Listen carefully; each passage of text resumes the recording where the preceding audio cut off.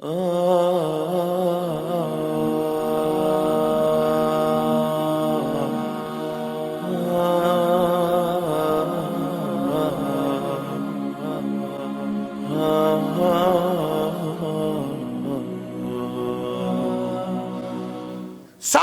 کتاب کے بغیر کتاب کی کوئی حیثیت نہیں۔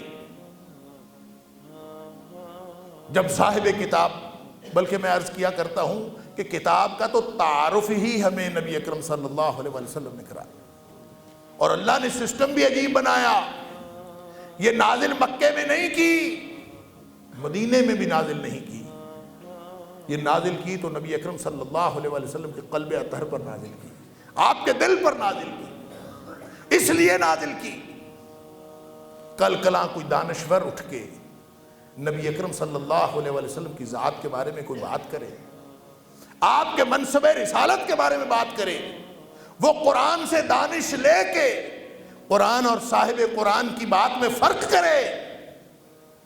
اس لیے اللہ تعالیٰ نے، کیونکہ اپنے دین کا معاملہ تھا، لہٰذا اللہ نے قرآن نازل ہی نبی اکرم صلی اللہ علیہ وسلم کے سینہ مبارک پر کیا، آپ کے دل پر کیا۔ اب نبی پاک صلی اللہ علیہ وسلم کے دل پر میرے دل میں کوئی بات ہو تو اس کا آپ لوگوں کے ساتھ کیا تعلق ہے؟ میرے دل کا معاملہ ہے، میرا اللہ جانے اور میں جانوں، کسی کے ساتھ کیا تعلق؟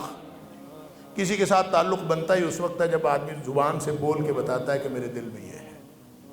اب اس کا تعارف ہوا ہی اس وقت جب نبی پاک صلی اللہ علیہ وسلم نے بتایا کہ یہ قرآن ہے، وگرنہ صاحب قرآن بتاتے نہ تو کبھی قرآن کا تعارف ہی نہ ہوتا۔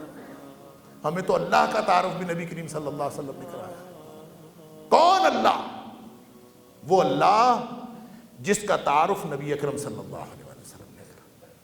ہم اس اللہ کو ماننے والے ہیں، تو پھر اس کا مطلب یہ ہوا کہ ہدایت کے اعتبار سے جو اصل مقصد نزول جو قرآن کا ہے وہی مقصد بعثت نبی اکرم صلی اللہ علیہ وسلم کا۔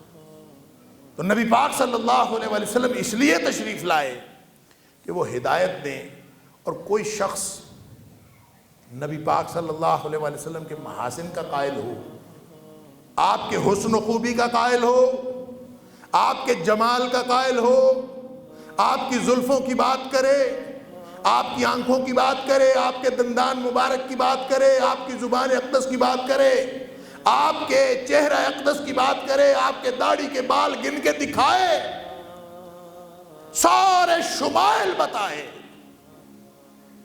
ساری ہر چیز ہر تذکرے میں برکت ہے، کیونکہ نبی کے پاک صلی اللہ علیہ وسلم کی بات ہے۔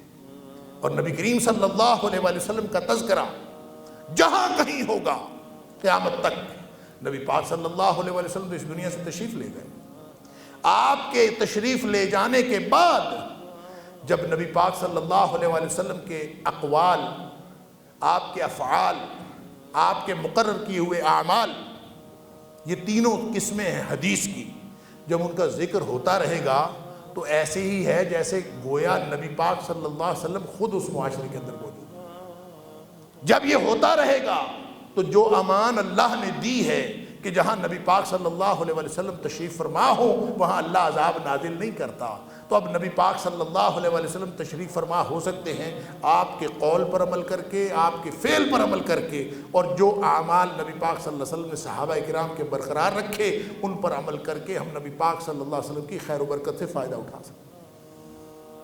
لیکن ایک بات کہ نبی پاک صلی اللہ علیہ وسلم کا مقصد نزول یہ نہیں ہے، آپ کا مقصد بعثت یہ نہیں ہے کہ آپ ان سے برکت حاصل کریں، آپ نبی پاک صلی اللہ علیہ وسلم کے ظاہری حسن و خوبی کی بات کریں۔ یہ ساری چیزیں جیسے میں نے عرض کیا قرآن میں ہر چیز ہے، قرآن پڑھنے سے ثواب ملتا ہے،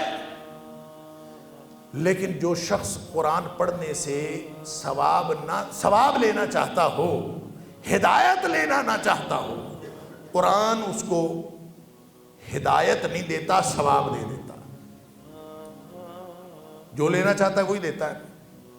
اللہ، یہ ایک بڑی شاندار چین ہے، ایک اللہ کی ذات ہے، پھر اللہ کا کلام ہے، اور پھر صاحب قرآن ہے، اور تینوں کے اندر اللہ نے وہ خصوصیت رکھی ہے اللہ اکبر، کہ جس نبی پاک صلی اللہ علیہ وسلم نے فرمایا، اللہ فرماتا ہے انا عند ظن عبدی بی، میں اپنے بندے کے گمان کے مطابق معاملہ کرتا ہوں۔ جو سمجھتا ہے کہ میرا اللہ میری سن رہا ہے، اللہ اس کی سنتا ہے۔ جو یہ سمجھتا ہے کہ وہ میری نہیں سنتا، اس کی ناقدری کی وہ نہیں سنتا۔ جو قرآن کو مانتا ہے کہ یہ کتاب ہدایت ہے، یہ اس کو ہدایت دیتا ہے۔ جو اس سے برکت لینے کی کوشش کرتا ہے، یہ اس کو برکت دیتا ہے۔ جو اس سے ثواب لینے کی کوشش کرتا ہے، اس کو ثواب دیتا ہے۔ جو اس سے لینا چاہتا ہے اور جو صرف نقطہ افرینیاں کرنا چاہتا ہے، اس کو اس سے نقطے تو مل جاتے ہیں، کبھی ہدایت نہیں ملتی۔ بعین ہی جو نبی پاک صلی اللہ علیہ وسلم کی ذات کے ساتھ تعلق رکھے، وہ جس نوعیت کا تعلق رکھے گا اس کو وہی کچھ ملے گا۔ جس نے نبی پاک صلی اللہ علیہ وسلم سے ظاہری تعلق رکھا، ظاہری حسن و خوبی کی بات کی، جس نے نبی کریم صلی اللہ علیہ وسلم کے ساتھ تعلق ہدایت والا رکھا ہی نہیں، اس کو کبھی ہدایت نہیں مل سکتی۔ تو نبی پاک صلی اللہ علیہ وسلم کی تشریف آوری کا مقصد وہی ہے جو قرآن کا مقصد ہے۔ اللہ تعالیٰ مجھے اور آپ کو نبی پاک صلی اللہ علیہ وسلم کے ساتھ ہدایت والا تعلق قائم کرنے کی توفیق عطا فرمائے۔